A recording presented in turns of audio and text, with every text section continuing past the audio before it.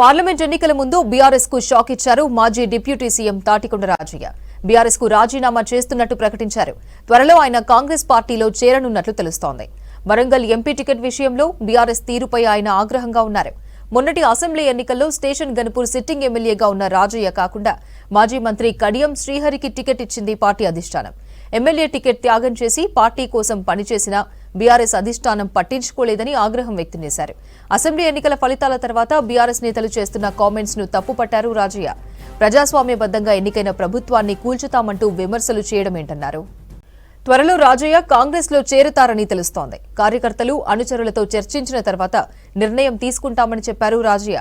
ఇప్పటికే ఆయన మంత్రి పొంగులేటి శ్రీనివాసరెడ్డితో భేటీ అయి చర్చించినట్టు సమాచారం. ఈ నెల 10నే ఆయన హస్తం పార్టీలో జాయిన్ అవుతారని ప్రచారం జరుగుతోంది.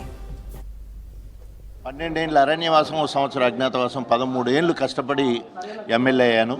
ఆ ఎమ్మెల్యేను తృణప్రాయంగా తెలంగాణ రాష్ట్ర సాధన కోసము రాజీనామా చేసి టీఆర్ఎస్ పార్టీలో కేసీఆర్ నాయకత్వంలో జాయిన్ అవ్వడం జరిగింది. తెలంగాణ రాష్ట్రాన్ని సాధించడానికి ఈ 10 సంవత్సరాలు 12-13 సంవత్సరాలు అంటే 2011 29 అక్టోబర్ నేను మరి కాంగ్రెస్ పార్టీకి రాజీనామా చేసిన.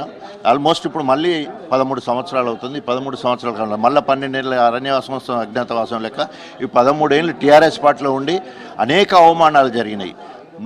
ఉప ముఖ్యమంత్రిగా ఉన్న నన్ను తీసేయడం జరిగింది. మళ్ళీ నా నియోజకవర్గం నుంచెల్లే మళ్ళీ ఇంకొక ఉప ముఖ్యమంత్రి చేసే కార్యక్రమాలు.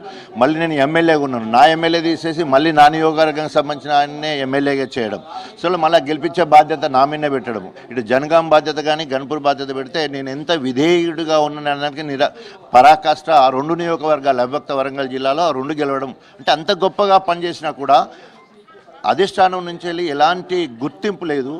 తర్వాత ఈ 6 నెలల నుండి విపరీతమైన మనోవేదన. ఆడలేదు చూడలేదు 6 నెలల్లో కేసీఆర్ గారు ముఖ్యమంత్రి అవుతారని చెప్తా ఉన్నారు. ఎట్లా ముఖ్యమంత్రి అవుతారు అంటే మనం ఏమో అప్రజాస్వామిక చేయబోతున్నాం అనే విషయం. అదేవిధంగా లోకల్ నాయకుడు సందర్భాన్ని కూడా పక్కకు పెట్టేసి వీళ్ళు కూడా మనం 39 ఉన్నాం, 7 వాళ్ళు ఉన్నారు, 8 ఉన్నారు, అది లెక్కే కాదు మనకు అయిపోతామని చెప్పేసి ఇంకో నాయకుడు మాట్లాడే పరిస్థితి చూసినప్పుడు చాలా బాధేస్తూ ఉంది. ప్రతిపక్ష నాయకుడికి ఒక మంచి ప్రజల్లోకి వెళ్ళడానికి ఒక మంచి ఆయుధము ముళ్ళుగర లెక్క పొడిసే అవకాశం ఉంటుంది. అది వదిలిపెట్టేసి అప్పుడే అధికారం కోసము తహతలాడుతున్నట్టు కనిపిస్తూ ఉన్నది.